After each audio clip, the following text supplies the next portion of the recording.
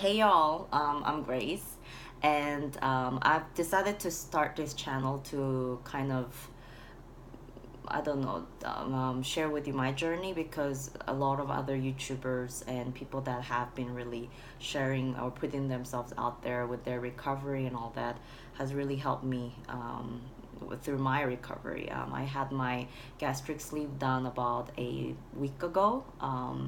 And yeah, and also for it to like keep it as a record, just to kind of reminisce or remember back the what can I say, the suffering or the healing process that I had to go through, so that I don't backtrack or yeah.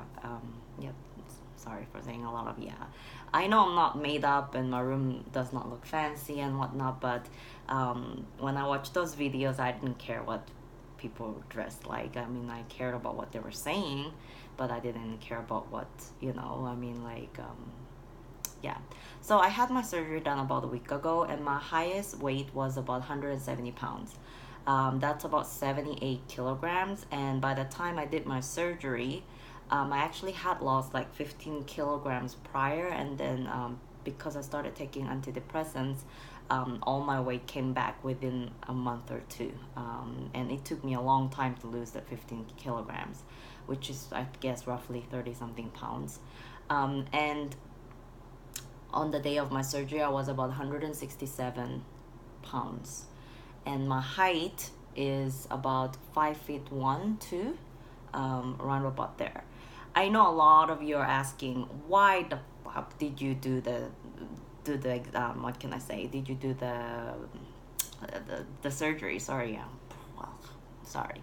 But anyway, you're probably asking why, because I am very much um, below the average weight of people that usually do these type of surgeries, weight loss surgeries.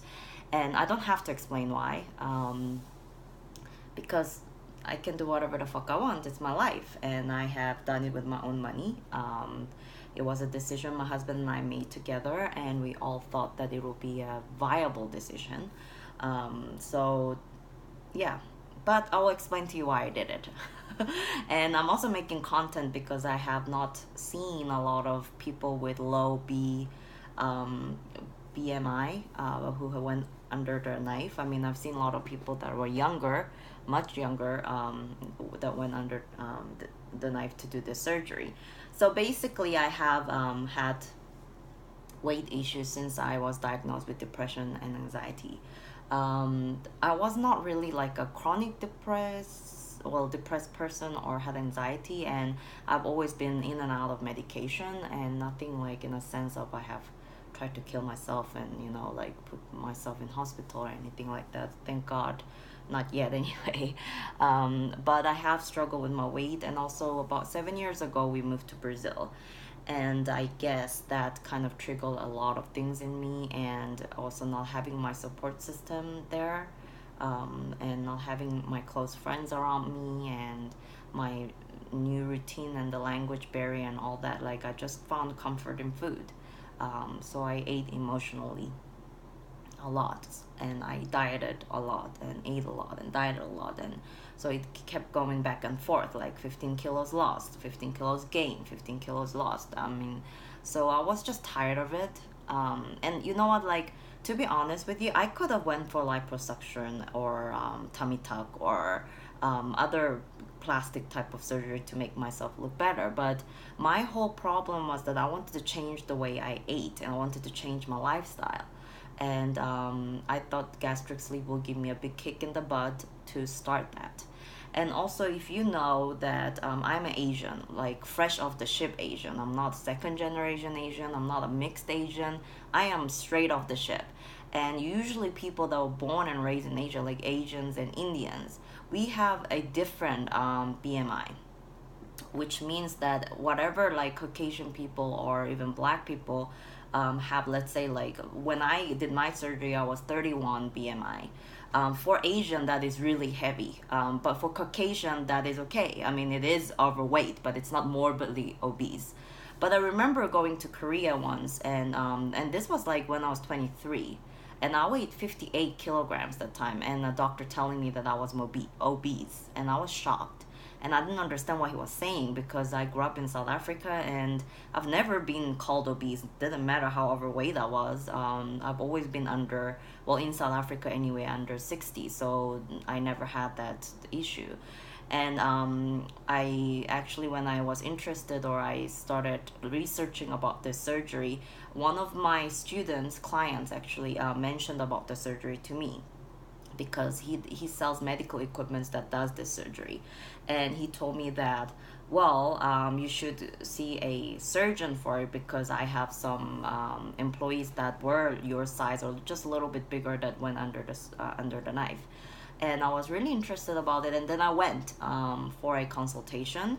My husband was freaking out because he thought that I was gonna do gastric bypass, because I mean, if you don't know a lot about this type of surgery, I mean, you don't know much except that they might be a high risk. It might be high risk surgery. And I actually went to two doctors, both of them recommended by other people. And the first doctor I went to, he works very closely with, I guess, Asian, and actually two doctors did my surgery, and one of like my other doctor is actually, she's Japanese, she's second generation Japanese here. So he explained to me that because I asked him like really honestly, like I told him my background and if this surgery is going to be good for me or if it's something that's gonna help me, or, and he says, well, like considering your history and your BMI, for an Asian person, you are overweight. You're very overweight actually. So I would do it just because of the fact that you are overweight for an Asian person. Now, if you're second generation Asian, or if you had Caucasian blood, or your parents or your ancestors were Caucasian, he would not have recommended me this surgery at all because I would be too small, and he would recommend me to lose weight in other ways.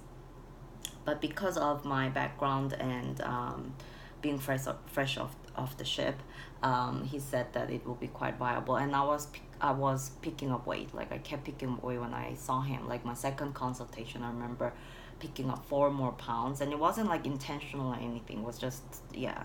But anyway, and then I had to speak to my husband because I knew that his support would, I mean, I would need his support. I mean, he supports me no matter what. I mean, the only thing that he refuses to let me ever do is face reconstructive, like shape, changing your face shape surgery kind of thing. But all the others, he's always supported me. Not that I had a lot of plastic surgery, but so, and this was not like plastic surgery, right? I mean, they're taking organ out of my body, so I know it is kind of weight loss surgery, but anyway, and then I went for the second consultation with my husband, and then by that time I was actually above the BMI that they recommend to do the surgery. And another thing is that I have diabetes in my family, I have thyroid in my family, I have obesity in my family, I have heart in my family. My grandmother has heart problems. I have cancer in my family. So I just felt like it will be a good thing for me to do more for preventative measure, because I didn't want to be there at the age of 41, weighing 230 pounds with all this extra skin and having to do the surgery at a high risk because I already have diabetes, I already have cholesterol, I already have all these things.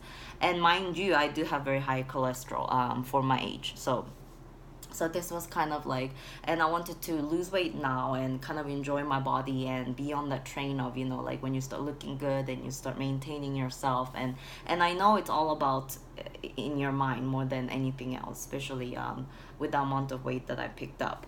But I just felt like it was a better time for me to do. And also we are moving country, so we're moving from Brazil and we're probably gonna move to Canada, and I have worked like crazy here, and that is one of the reasons why I gained so much weight. I didn't take care of myself very well, and I didn't have the time or opportunity, or I didn't make the time or opportunity. It wasn't priority for me. And then we had Noah, my son, so it was just one thing after another, and it just got out of control, and I just needed to stop. And it was a good time that I had in order for me to heal well without stressing about work and without stressing about anything else, and just really focus on myself and exercise, because we will probably be in transit for 3-4 months, and in those times we've decided that I will just focus on myself and getting better, healing emotionally but also physically.